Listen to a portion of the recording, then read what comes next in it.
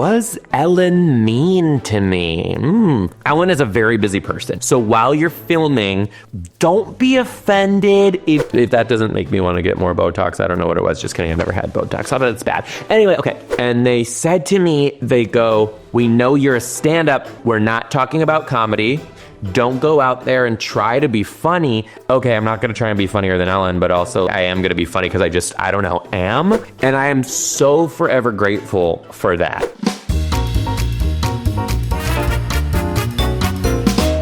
Number one question that I get from people, was Ellen mean to me? Find out that and a whole bunch more in this video of whatever the hell this is. Okay, a little quick backstory. People are like, how did you get started? Blah, blah, blah. I've been doing comedy forever, was a teacher, was still doing comedy. Go back and watch some of my old videos, I talk about this. Okay, I was doing comedy while I was teaching, but I was always doing comedy, after work. I started to gain a little fan base in the local Metro Detroit area, which blew up. And then I had this video go viral, all right? The spelling test video. This video, a lot of people are like, did you know what you were doing? And honestly, yes.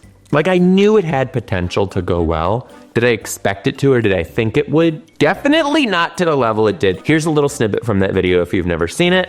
With the spelling, you're checking your own list. Here we go. The first word was Blorski. I lost my Blorski at a carnival.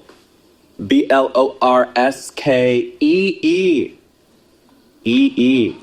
The next word was a matta. Students said they were sick. I said, what's a matta with you?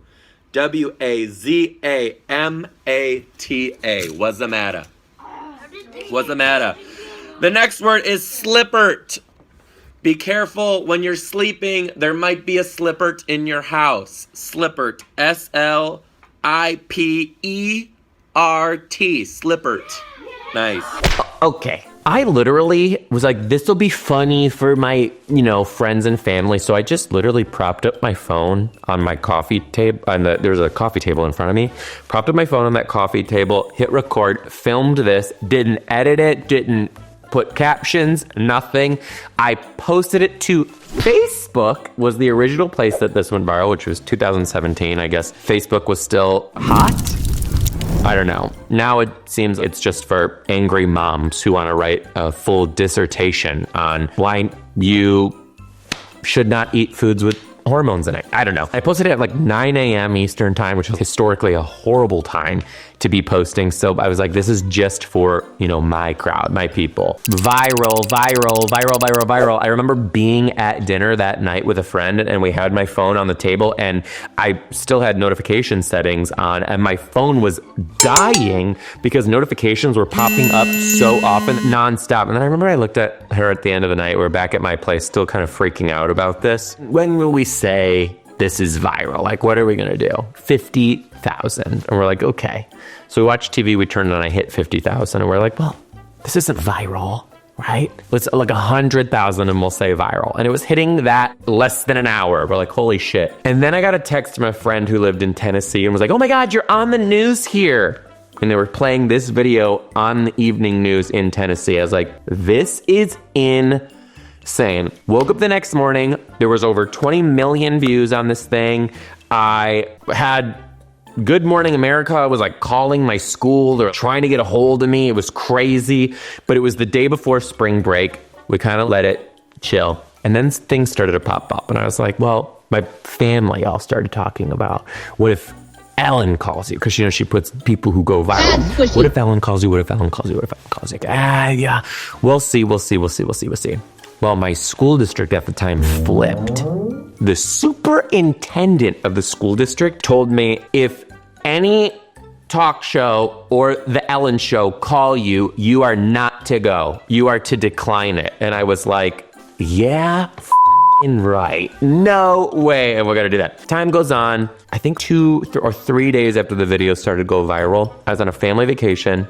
It was a kind of like a family reunion sort of situation in Disney World. Oddly enough, I had just gotten off of whatever the Finding Nemo ride is there at Epcot, which is Ellen DeGeneres, the voice of Dory, which I had just heard nonstop in this ride. I get off, boom, I have a message from the Ellen DeGeneres show. They want to set up a time to talk. How this works is They did a lot of pre-interviews with me. I think they did 3. I remember I did one that was still in Disney World, and I had to set it up with the Disney people to get a private room so I could take this phone call. I did. I guess I nailed it. And then I had to do about 3 more interviews before they actually let me on the show. I passed out. When they told me I was going on the show, I flipped. So I get there and I go on the show. Here's a little bit from my first appearance. I am so excited about this next guest. 20 million people watched this video of our next guest pranking his students with a surprise spelling quiz on April Fool's Day. Take a look. The next word is speakoo. Look, there's a speakoo. S-P-E-E-K-U-Z-S-L-M-N. There's silent letters at the end of that one. Yep. Speakoo. S-P-E-E-K-U-Z-S-L-M-N. Yep. Rolaskatox was surprised. RuPaul's Drag Race reference, which the gays caught that, and they were in the comments like, S-K-A hyphen T-O-X. If you didn't get the hyphens, I'm sorry, you got that word wrong. The word is relaxatox. From Royal Oak, Michigan, please welcome Joe Dombrowski. Why did you it's Dombrowski, but we're gonna let it slide. decide to do that to your kids? Okay, first of all, I couldn't even believe that you watched it. So, thanks for liking it. I'm freaking out. And sharing it. They just told me backstage, they're like, Ellen watched your video and she was cracking. I'm like, Ellen knows who I am. And this is my life. Okay, I'm sorry. I don't know. What was the question? You're a teacher. Yeah, I was legitimately kind of totally this is like my first time on TV like this. I'm like, holy shit, this is all happening. It happens very fast. But let me tell you what happened before I got on this situation.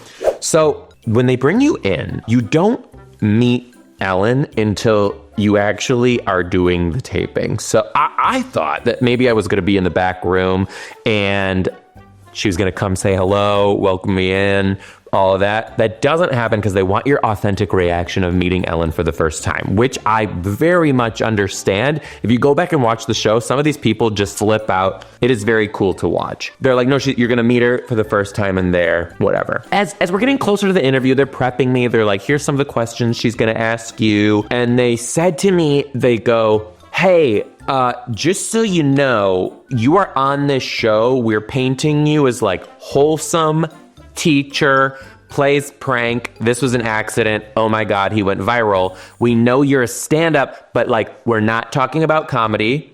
Don't go out there and try to be funny. And they go, and definitely don't try and be funnier than Ellen. And I was, okay, I'm not going to try and be funnier than Ellen, but also I am going to be funny because I don't know, I don't know what to say. So I'm like, let me just be myself. I'm going to win these bitches over. Let's watch this happen, okay? So that, they specifically said to me, they go, this isn't your last comic standing audition. And I was just, that was kind of a lot, but whatever. I'm flexible. I'm just happy to be here. I'm not going to talk about stand-up. Okay. Then, right before I go on, they told me, they go, hey, just so you know, Ellen is a very busy person, and she's here and she's working. So while you're filming, when they cut to commercial breaks, don't be offended if she just gets up right away and goes get some coffee or retouches up her makeup or whatever it is. We're working, so just don't take it personally. So I'm like, oh, okay, this is just, we're filming. This is a thing, no big deal. I won't be offended. Let's do it. So let's take a look at what else happened. And you decided on April Fool's or around that time to do that to your kids. Yeah. And do you play pranks on them a lot? A gift, but I also want you to earn it. So I have a spelling bee for you. Oh, yeah. She was giving me a spelling test too. They didn't tell me that this was going to happen. So this is the part where I was, okay, shit, don't be funnier than Ellen. So watch what happens. The second word is wah-wah-wooey. If you're not careful around a chainsaw, you might chop off your wah-wah-wooey. Now, look at me. I'm like, don't do it. In my head. Okay. In my head, I was writing jokes to say to her, and I really wanted to turn to her and be like, what is that? What would the chainsaw be chopping off? Baiting her into being funny. You're alluding to the fact, chop off your wah-wah-wee. Let's be real. We're talking about emoji, eggplant emoji, you know? So I was just gonna play and keep doing that. But in my head, I was like they said, don't be funny, or like, don't try and be funny. So I was like, just go with it, just write the thing. Anyway, the last one was the prize. I think they gave 10K to my school and 10K to me. Anyway, they cut to a commercial break before this. And I was expecting Ellen to just get up and walk away. Instead, she stayed in her seat and she leans into me and she goes, hey, I heard you're a comic. And I was like, yes. I'm like, am I allowed to talk about this? They told me this isn't your last comic standing audition. Don't try it. I was like, yes. And she goes, I want to let you know that you're very funny. And I said, oh, thank you. And I was like, you know, I'm a teacher, blah, blah, blah. And she's like, no. She goes, I want to let you know that you're very funny and you definitely have something and you have to do something with that. Oh my God. Here's this comic who I truly have idolized. I remember in high school and even earlier than that, watching some of Ellen's earlier specials, being very inspired by the way that she could use her act outs. She could really draw a scene. There's one specific joke that Ellen has where she talks about this claw hand and how you gotta get out the toilet paper when in a public bathroom. You gotta use this claw hand to like fish it out like a little raccoon. And she was like a pickle jar hand. To the pickle claw. I remember it was so funny to me. I really idolized her comedy, and here's this comic who I respect so much telling me that she thinks I'm funny and that I have to do something with that, and I have to go farther with pursuing my comedy career. That lit a fire under my ass. And I am so forever grateful for that. I think about her all the time saying, you're so funny, you need to do something with that. All the time when I'm having like thoughts of self-doubt, when I'm wondering if my career is actually going to work out, when I'm wondering where comedy is actually going to take me, I always circle back to that moment with her. So people are always like, was she mean? Was she nasty? No. Not my experience. She was incredible. She launched my career into a different stratosphere to be able to do this. So right from there, I remember people, my the superintendent at the time too, was like, oh, this is your 15 minutes. This is your 15 minutes. And I was like, 15 minutes? Watch me turn this into something.